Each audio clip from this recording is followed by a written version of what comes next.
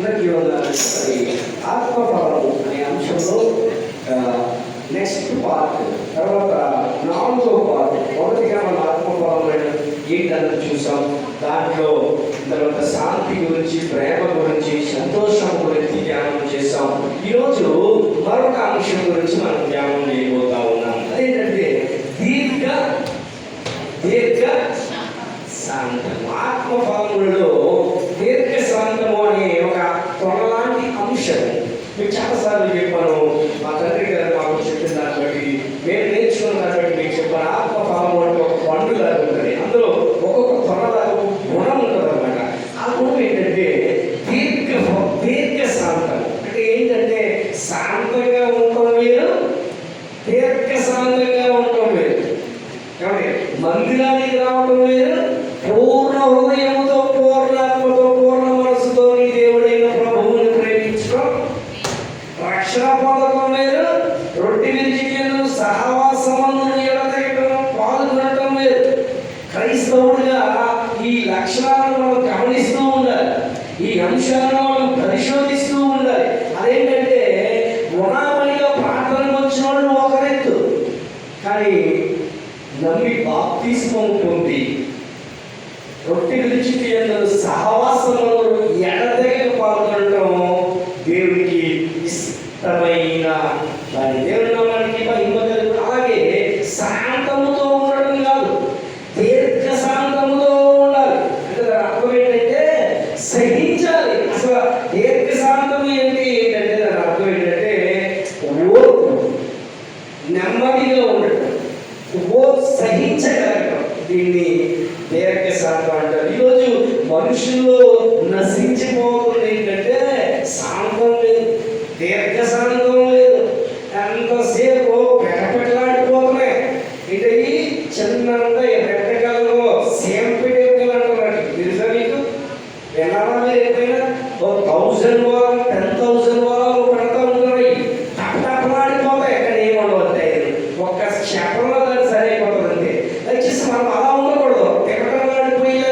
పెట్టలాడిపోయేవాళ్ళగా, సేవలేకపోయేవాళ్ళగా ఉంటే అది నీకు ఆశీర్వాదం కాదు. శాంతముగా, దీర్ఘ శాంతముగా, ఏమొచ్చినా కలవరపడకూడదండి. నీకు ఏ విషయాలైనా నీ మనసు కలవరపడకూడదు. ఇదిగో బైబిల్లో సెలవిస్తా ఉంది, మీ హృదయములను కలవరపడని. నేను ఒకసారి 10th క్లాస్ చదువుతున్నప్పుడు మా స్కూల్లో రాజగోపాల్ గారు ఒక మంచి చాలా స్ట్రిక్ట్ మాస్టర్ ఉండేవారు ఆయన. అప్పుడు నాది ప్యాంట్ ఉంటుంది కదా, అట్ట. ఆ అట్ట మీద నాకు వచ్చిన స్టిక్కర్ దొరికింది ఇంట్లో. అదేంటంటే మీ హృదయమును కలవరపడనీయుడే. ఆ స్టిక్కర్ తీసుకొచ్చి అట్ట మీద తీసుకొని మా స్కూల్లో బ్యాగ్ మీద అట్టెట్టుకుని ఏదో రాసుకుంటున్నాడు. మా సార్ ఇలా వెళ్తూ, ఆయన చాలా స్ట్రిక్ట్ అన్నమాట. కనీసం స్కూల్కి సంబంధించిన అనాథ విషయం ఏది మాట్లాడతాయి. అంత స్ట్రిక్ట్ మెథడ్లో మంచి పేరు కలిగిన వ్యక్తి ఆ రోజుల్లో. ఆయన వెళ్తూ ఆగి, బాగుంది ఏంటిది అని అడిగారు. బైబిల్లో స్టిక్కర్ సార్ అని తెచ్చుకున్నాను. చాలా మీ హృదయమును కలవరపడని. ఓహో, బైబిల్లో చాలా బాగుంది అన్నాడు ఆయన. నాకు అప్పుడు అలా అన్నప్పుడు నాకు ఏమర్థం కాదు. కానీ బైబిల్ చదువుతున్న తర్వాత అర్థమైంది ఆ పదం ఏంటో, దాని గొప్పతనం ఏంటో. దేవుని నామానికి మహిమ. మనకి ఎన్ని జరిగినా, ఎలాంటి పరిస్థితులు వచ్చినా కానీ మనం ఏం చేయాలంటే నిబ్బరము కలిగి, ధైర్యముగా, దీర్ఘ శాంతముతో ఉండాలంట. వెనుక శత్రువు వెంటాడినదు, వెనుక శత్రువు వెంటాడినదు, సముద్రము ఎదురొచ్చిన, సముద్రము ఎదురొచ్చిన, ఓ దేవుని నాయనా,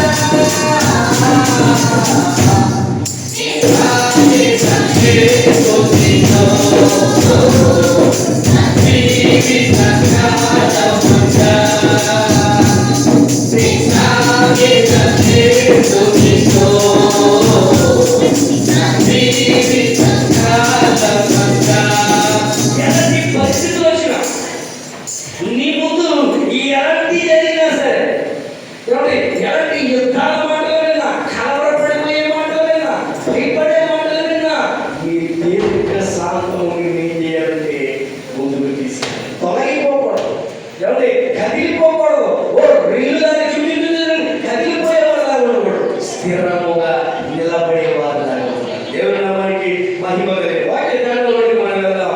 వాక్య ధ్యానంలోకి మనం వెళ్దాం. సంఖ్యాకాండము 34వ అధ్యాయము. సంఖ్యాకాండము 34వ అధ్యాయము 6వ వచనం.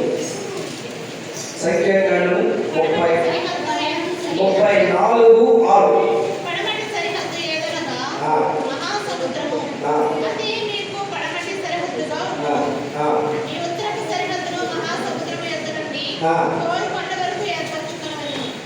నిర్గమకాండము 34:6. అతని ఎదుట యెహోవా అతని దాటి వెళ్ళుచు, యెహోవా కనికరము, దయ, దీర్ఘశాంతము, విస్తారమైన కృపా సత్యములు గల దేవుడైన యెహోవా. మన దేవుడు ఎలాంటి గుణలక్షణాలు కలిగి ఉన్నాడంటే, ఎలాంటి గుణలక్షణాలు అంటే దీర్ఘశాంతము, దయ. తర్వాత చూడండి ఎన్ని లక్షణాలు అక్కడ వివరించాడో. కనికరము, కనికరము చూపే దేవుడు, దయను కలిగిన దేవుడు, దీర్ఘశాంతము కలిగిన వాడు, విస్తారమైన కృప, కరుణా కటాక్షములు గల దేవుడు. ఎవరి ఏం చేసినా ఆయన మాత్రం దీర్ఘశాంతాన్ని విడిచిపెట్టలేదు. అదే దాని అర్థం అండి. యేసు శిలువలో కూడిన శ్రమలు, ఆ గాయాలు, ఆ దెబ్బలు, అవన్నీ చూస్తే ఏమవుతుందంటే ఏం గుర్తుకు రావాలి? ఎందుకంటే దీర్ఘశాంతము గుర్తుకు రావాలి. యేసు చూపినటువంటి ఆ దీర్ఘశాంతాన్ని మన జీవితంలో ఒక పాత్రగా చేసుకోవాలి. మనం కూడా ఆయన్ని పోలి నడుచుకోవాలి. కాబట్టి మనం కూడా ఆయనలాగే ఈ భూమి మీద బతకాలి. కాబట్టి ఎలా ఉండాలంటే దీర్ఘశాంతంతో మనం ఉండాలి. జీవించలేనయ్యా, మరణించలేనయ్యా, జీవించలేనయ్యా,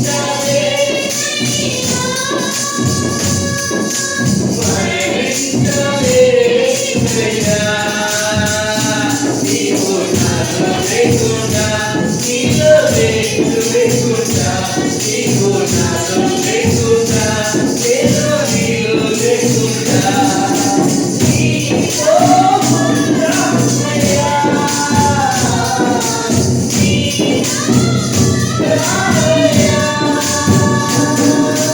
నీతో ఉంటానయ్యా, నీరానయ్యా, నీరే రావాలయ్యా, యేసు నీరే రావాలయ్యా, నీరే రావాలయ్యా, యేసు నీరే రావాలయ్యా. మనం ఎలా ఉండాలంటే ఆయనలాగా ఉండాలి, ఆయనలో ఉండాలి, ఆయనతో ఉండాలి. అప్పుడే మనకు దీర్ఘశాంతం వస్తుంది. ఆదివారం నాడు ఆరాధనకు వచ్చేది నువ్వేం దీర్ఘశాంతం వచ్చేది? ఏమంటే వారానికి ఒక రోజు మాత్రమే దేవుని సన్నిధిలో గడిపే అనుభవంలో మనం ఉంటే ఆ వస్తుంది ఈ దీర్ఘశాంతం ఏమీ రాదు. అందుకని ఆయనలాగా మారాలంటే ఆయనతో మనం ఏమవ్వాలి? అంటు కట్టబడిపోవాలి, జతపరచబడిపోవాలి, ఆయనతో మమేకమవ్వాలి. అప్పుడే నువ్వు ఆయనలాగా మారుతావు. దేవుడి నామానికి మహిమలు. నీలోనే నేను పుష్పించాలని, నీలో నేను వేగాలని, నీలోనే నేను మారాలని, నీతో నేను రావాలని ఎన్ని పాటలు వాడేస్తున్నాం. కానీ నిజంగా ఆయనతో ఉన్నావా? మనం ఆయనతో నడుస్తున్నావా? నీతో నేను నడవాలని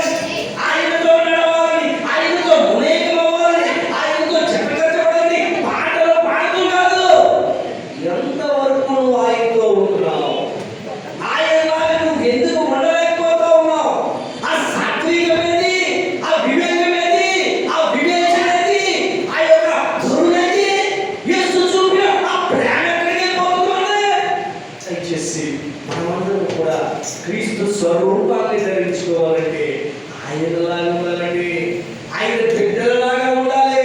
ఏమంటే నిజంగా మీకు చాలా సార్లు గుర్తు చేస్తా ఉన్నాను, ఎవరైనా నన్ను కనుక మీ నాన్నలాగా ఉన్నామంటే నాకు చాలా ఆనందం వేస్తాను. ఇంతవరకు నేను మా బేసిక్గా లేదా నా తాత పైకి చూడండి ఇలా ఇలా ఇలా ఉన్నాను లేదు, నేను మా తాత ఇలా ఉంటాను. ఇలా ఉంటే ఏమండి నేను ఏం చెప్పే ప్రయత్నం చేస్తానండి, నేను మా నాన్నలా ఉన్నానంటే నాకు చాలా ఆనందం వేస్తాను. మా నాన్నగారు చనిపోయింటాను, అలాగే నువ్వు యేసు ప్రభువులాగా ఉన్నామని ఎవరైనా నీకు అంటే బాగుంటుంది. ఒకసారి ఊహించుకోండి, మనమేమో ఓ రెవరెవలాడేసి తిట్టేసి లేకపోతే రెవలేసి ఓ కోపంతో నానా మాటలు వాడేసి బూతులు తిట్టేసి తాగేసి తందరం వాడేసి ఈ పోటీ వేషాలు అన్నింటితో ఉంటే నిన్నెవరంటాడు యేసు ప్రభువులా ఉన్నామని? ఈ భూమి మీద నువ్వు సంపాదించుకోవాల్సిన మాట ఏంటంటే యేసులాగా ఉన్నామని. మనకి చాలా దేవుని నామానికి మహిమ కలుగును. నేనంటాను నాకు ఈ భూమి మీద కొంతమంది తెలుసు, యేసు ప్రభువుని పోలిన వారు నాకు కొంతమంది తెలుసు. నా తమ్ముడు హైదరాబాద్ లో ఉన్నటువంటి చింటూ నిజంగా చూస్తే ఎలా ఉంటుందంటే యేసు ప్రభువుని చూసినట్టే ఉంటుంది. వాడి ప్రేమ ఎలా ఉంటుందంటే యేసు ప్రభువుని చూసినట్టే ఉంటుంది. మీకు ఇంకో మాట చెప్పిన బైబిల్ కాలేజీలో నాకు ఒక ఇద్దరు మిత్రులు పరిచయం అన్నాళ్ళు. వారిద్దరు ఏమంటే కాలేబు గారు, యెహోషువ, వారిద్దరు పేర్లు. అయితే నిజంగా వారి ప్రేమను కూడా నేను చూస్తే యేసు ప్రభువు గారు గుర్తొస్తుంది. నిజమండి, మనలో ఎవరో రూపం రావాలంటే యేసు ప్రభు రూపం రావాలి, యేసు ప్రభు లాగా ఉన్నామనే మాట రావాలి. ఎందుకంటే ఆ మాట మన మధ్య వారు బాపట్ల వారి ఒక ఊరు, ఆ ఊరు మీటింగ్లు జరుగుతున్నాయి. ఆ మీటింగ్లకి ఏఆర్ స్టీవెన్స్ అనే గారు ఒక బ్రదర్ కేకేశారు. వాళ్ళు కేకేసి పాట పాడుతూ నాకు లైవ్ పెట్టారు చూడమని. నేను చూస్తూ ఉన్నాను, చివరికి వస్తూ ఉంది, అంతా చూస్తా ఉన్నాను. ఈ లోపల ఏఆర్ స్టీవెన్స్ గారు పాట పాడుతూ ఇంకా ఎవరికైనా మీకు ఏదైనా పాట కావాలా చెప్పండి ఛాన్స్ ఏంటి అని అన్నాడు. అప్పుడు నేను వెంటనే ఏఆర్ స్టీవెన్స్ గారికి మెసేజ్ పెడితే ఉపయోగం ఉండదని మా బ్రదర్ కాలేబు గారు కిన్ని, ఆయన పేరు కాలేబు గారికి ఒక మెసేజ్ పెట్టాడు. ఏమో తెలుసా అన్న, ఎవరైనా ఉన్నావని పాట పాడదావా అని అడిగాడు. తెలుస్తుందో ఇంటో తెలియదు. వెంటనే ఆయన చూసేసాడు ఆ మెసేజ్. చూసేసి ఇలా ఎలక్ట్ తిరిగాడు ఏఆర్ స్టీవెన్స్ అని. నేను అనుకున్నాను చెప్పేసాడమ్మా అన్నాను సంజయ్ తోటి. మేము చూస్తా ఉన్నాం. అప్పుడు వెంటనే ఎవరైనా ఏ పాట, ఎవరైనా ఉన్నావా అనే పాట పాడదాం ఆప్షన్లో వచ్చిందే అన్నాడు ఆయన. వెంటనే ఆ పాట పాడడం ఎంత ఆనందం ఇస్తుందో. నేను ఇక్కడ తలుపులో కోరుకున్న పాట ఎక్కడ పాడేశారు, ఎక్కడో బాపట్ల దగ్గర ఉన్నటువంటి గురిచేపల్లి అనే ఊళ్ళో ఆ పాట పాడడం చాలా ఆనందం వేసింది. అప్పుడు నేను వారికి మెసేజ్ పెట్టాను, అన్న మీ ప్రేమలో క్రీస్తు ప్రేమ అనేది చూసుకోవాలి. దేవుని నామానికి మహిమ కలుగును. హైదరాబాద్ మేము వెళ్ళాం. తర్వాత వారిద్దరు కూడా భార్య భర్తలు ఆ జాషువా దగ్గర మా ఇంటికి కూడా రావడం జరిగింది. ఇలా వెళ్తూ వారితో వెళ్తూ మన ఇంటికి కూడా రావడం జరిగింది. నేను ఏం చెప్పే ప్రయత్నం చేస్తానంటే మనం ఎలా ఉండాలంటే క్రీస్తులా ఉండాలి, క్రీస్తుని పోలి నడుచుకోవాలి. అప్పుడే మనం పరిపూర్ణులు అవుతాం, దీర్ఘశాంతం వస్తుంది. యేసు ప్రభువులా ఉండడానికి ట్రై చేస్తే అప్పుడు నీకు దీర్ఘశాంతం వస్తుంది. ఇదిగో మనం చూద్దాం ఇంకా సంఖ్యాకాండ 9:17 వచనంలో ఆయన దీర్ఘశాంతుడని పేరు ఉంది. 103వ సంకీర్తన 8వ వచనం చేతులు త్వరగా 103వ సంకీర్తన, యెహోవా దయా దాక్షిణ్య పూర్ణుడు, దీర్ఘశాంతుడు. ఆయన దయ దాక్షిణ్య పూర్ణుడు. మన దేవుడంట దయా దాక్షిణ్య పూర్ణుడు. ఎవరే గదేసుకుని వెళ్ళిపోయి కొట్టేసి క్యారెక్టర్ కాదు, ఓ చంపేసి చీల్చి చెండాడేసిన క్యారెక్టర్ కాదు ఆ దేవుడిది. ఎవరంటే దీర్ఘశాంతము, ఆయన కొట్టడానికి వచ్చిన వారిని సైతము. ఏమంటే ఒక పక్కన ఉన్నటువంటి వ్యక్తుల్ని యేసు ప్రభువును బంధించడానికి వచ్చినటువంటి ఒక చిన్నపాటి సైన్యంతో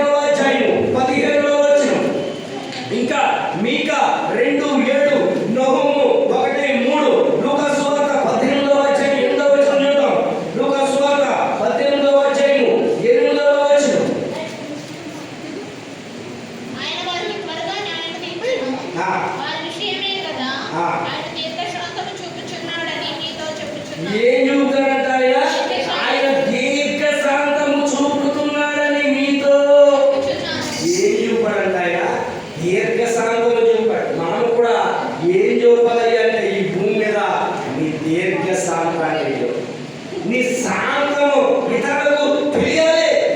ఓ గడిగలు ఆడిపోతూ దెబ్బలాట్లు వెళ్ళిపోవడం కాదు నీ లక్ష్యం.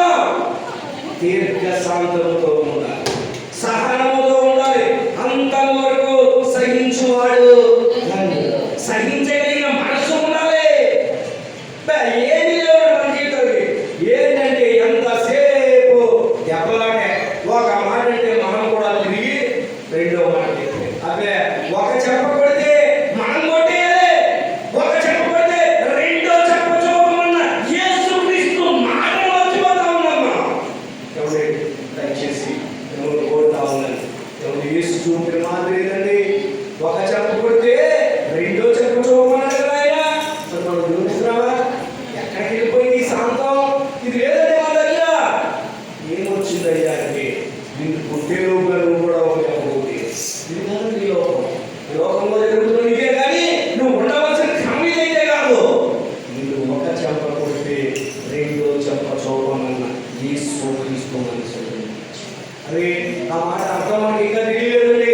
ఎవరి అదే మాటను పట్టుకున్న మహాత్మా గాంధీ యేసుక్రీస్తు ఒక చెంప కొడితే రెండో చెంప చూపమని చెప్పిన వాటను పట్టుకున్న మహాత్మా గాంధీ ఈ భారతదేశానికి జాతి పితగా మారాడండి. కానీ మనకు కూడా ఇంకా ఈ మాట అర్థం రెండురా చీల్చడానికి ఉన్నది, కాల్చుకొని ఉన్నాడు ఆయన. కానీ ఇంకా మనకు అర్థం అవ్వలేదండి ఆ దీర్ఘ శాంతము. ఆ దీర్ఘ శాంతాన్ని చూపినటువంటి మహాత్మా గాంధీ ఈ భారతదేశానికి జాతి పితగా మారాడు. ఎవరి నామానికి మహిమ కలుగును. నువ్వు ఇంకా ఎందుకని దేవుని వాక్యాన్ని తెలుసుకోలేకపోతా ఉన్నావు? ఆ దీర్ఘ శాంతాన్ని నువ్వు ఎందుకు సంపాదించుకోలేకపోతా ఉన్నావు? యేసు చూపిన మాదిరి నువ్వు ఎందుకు పాటించట్లేదు? అడుగుతా ఉన్నాను. ఇదిగో నీ తండ్రి పదవిపోతున్నాడు. ఆయనలాగా నువ్వు దీర్ఘ శాంతంతో నడవాలి. ఇంకా చూద్దాం మనం దీర్ఘ శాంతంలో ఎలా ఉండాలంటే ఎఫెసీయులకు రాసిన పత్రిక 4వ అధ్యాయము, ఎఫెసీయులకు రాసిన పత్రిక 4వ అధ్యాయము 2వ వచనం. మీరు పిలువబడిన పిలుపుకు తగినట్లుగా దీర్ఘ శాంతముతో కూడిన సంపూర్ణ వినయముతో సాత్వికముతో నడుచుకోవాలి. మనం ఎలా నడుచుకోవాలంటే ప్రభువును బట్టి కలిగిన నిర్ణయములను ఎలా నడవాలయ్యా అంటే దీర్ఘ శాంతంతో ఎలా నడవాలంటే వినయం, సంపూర్ణ వినయం, సాత్వికము. ఎక్కడికి వెళ్ళిపోయింది సాత్వికము? ఏమంటే ఒక మంచిదనం లేదు, ఒక ప్రేమ లేదు అందరిలో. నోటికి ఏ మాట వస్తే ఆ మాటే, ఏం చేయాలనిపించే అదే. క్రమం లేదు, ఒక బాధ్యత లేదు, దైవ గ్రంథంలోని ఆజ్ఞలు చదువుతున్నానే ఒక భీతి లేదు మనకి. నోటికి ఏది వస్తే అదే, ఏం చేయాలనిపిస్తే అదే. నరకానికి పోయే రోజు దగ్గర ఉంది. దయచేసి ఈ బైబిల్ చదువుతున్న మనందరినీ దయచేసి మనందరినీ ప్రాధాన్యపడతా ఉన్నాను. ఏమైపోయింది దీర్ఘ శాంతం? ఎక్కడికి వెళ్ళిపోతున్న మాదిరి ఏం చేస్తా ఉన్నావు? ఇదిగో సాత్వికంతో ఉండాలంట, సంపూర్ణ వినయం, వినయ పాపము ఘనతకు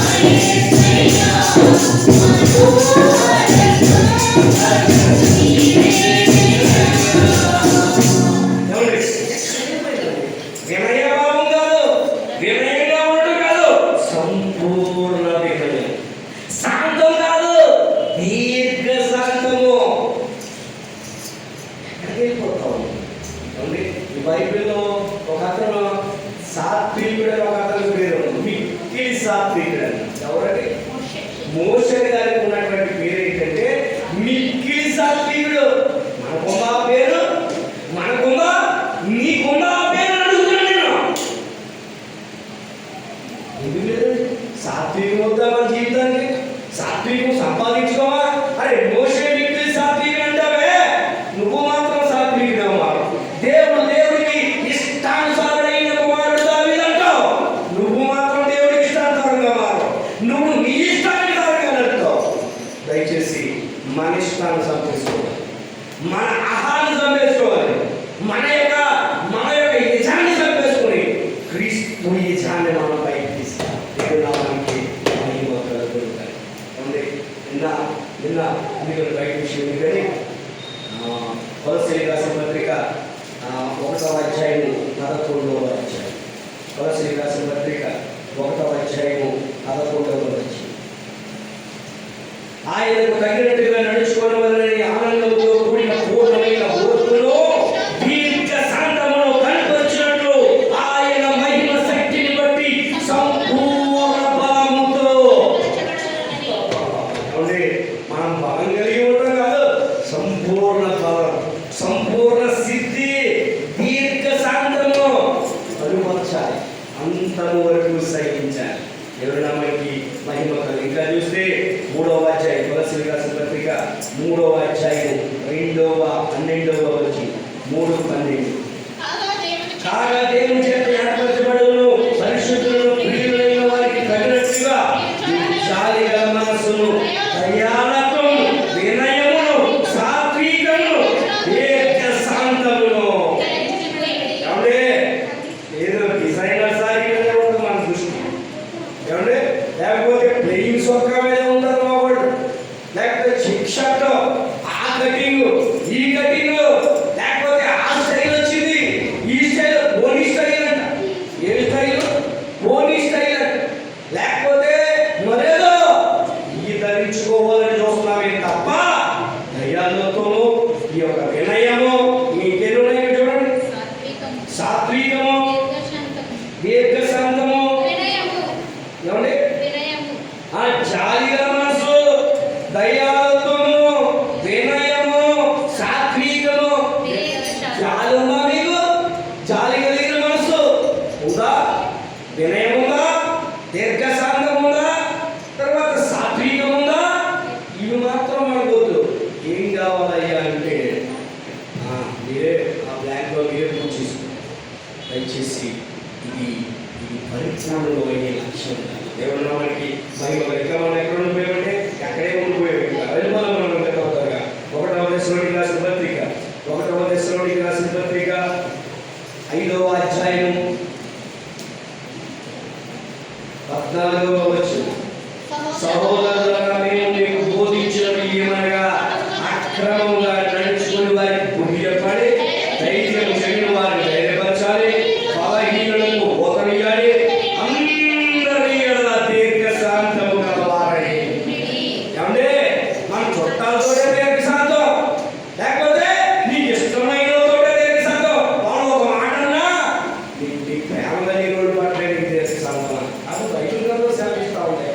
అందరి ఎడల దీర్ఘ శాంతం. అందరినీ ప్రేమించాలి, ఒకరికొకరు ప్రేమించాలి, అందరినీ ప్రేమించాలి, అందరికీ ఆతిథ్యం చేసే ఇల్లుగా నీళ్ళు ఉండాలి, అందరికీ వందనాలు చెప్పేవాడిగా ఉండాలి, అందరి కోసం ప్రార్థన చేసేవాడిగా ఉండాలి. ఇంకా ఏం చేయాలంటే అందరితో దీర్ఘ శాంతంతో ఉండాలి. ఉన్నాం మనం ఎవరితో ఉండాలంటే మన బంధువులతోనే. కనమవాడు అంటే మాత్రం లిగిసిపోతుంది పక్కకి కదండి. నిజమే. ఈ యొక్క ఇండియా క్రికెట్ జట్టు కానీ ఎవరితో ఆడితే చూడడం జనం ఎవరితో మాత్రం చూసారంటే పాకిస్తాన్తో మాత్రం మ్యాచ్ అంటే మాత్రం ప్రతి ఓడు టీవీ ముందు కూర్చుని మనం అలా తయారు చేశాడు కదా. ఏమంటే క్రికెట్ అంటే అందరితో క్రికెటే కదా. ఆ పక్కన పాకిస్తాన్ దేశంతో క్రికెట్ ఆడినప్పుడే నువ్వు చూడుతున్నావు అంటే నీలో ఏ భావం ఉందా? ఇది విమర్శ కదా. ఇది ఒక రకమైనటువంటి భావజాలం కదా. ఒకసారి ఆత్మ పరిశీలన చేసుకోమని కోరుతాడు. నాకు కూడా చాలా మంది తెలుసు ఏంటి ఈ టైంలో వచ్చాడు కాదన్నాను. ఏ అన్నాడు పాకిస్తాన్ ఇండియా మ్యాచ్ జరుగుతుంటే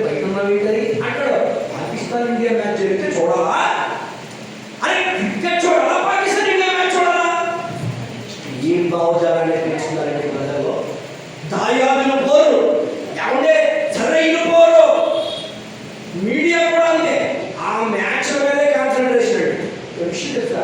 టీవీ వాళ్ళు ఎక్కువ రేటు పెట్టుకోలేస్తారంట ఆ రోజు రైట్స్. ప్రజల్లో ఉన్నటువంటి ఆశ, అరే ప్రపంచ కప్ ఫైనల్ జరుగుతుందంటే చూడు మ్యాచ్, కానీ పాకిస్తాన్ ఇండియా మ్యాచ్ అంటే ఆ రోజు చూడాలని ఎవరు చెప్పారు నీకు? ఒక రకమైన భావజాలం కదా, వాళ్ళనే వాళ్ళని ద్వేషం కదా ఇది. ఇది ఏమాత్రం ఒక దీర్ఘ సాధ్యాలు దేవుడు నామకి. ఈరోజు నిజంగానే వరల్డ్ కప్ ఫైనల్ జరుగుతూ ఉంది 2020. మన అవుట్ జరుగుతామో నాకు తెలియదు, బాగా తెలిసి అంటే నువ్వు క్రికెట్ చూద్దాం అన్నమాట. న్యూజిలాండ్ తోటి ఇండియా తప్పే కాదు, కానీ న్యూజిలాండ్ తోటి ఇండియా ఈరోజు ఫైనల్ జరుగుతూ ఉంది. దయచేసి ఇండియా పౌరులుగా మనందరం మన ఇండియా దిగాలని ప్రార్థన చేద్దాం. దేవుడి నామానికి మహిమ కలుగును గాక. నా ఇండియా జట్టుకి నా తరఫున బెస్ట్ ఆఫ్ లక్. ఇండియా నెగ్గి రావా. దేవుడి నామానికి మహిమ కలుగును గాక. అంతర్జాతీయ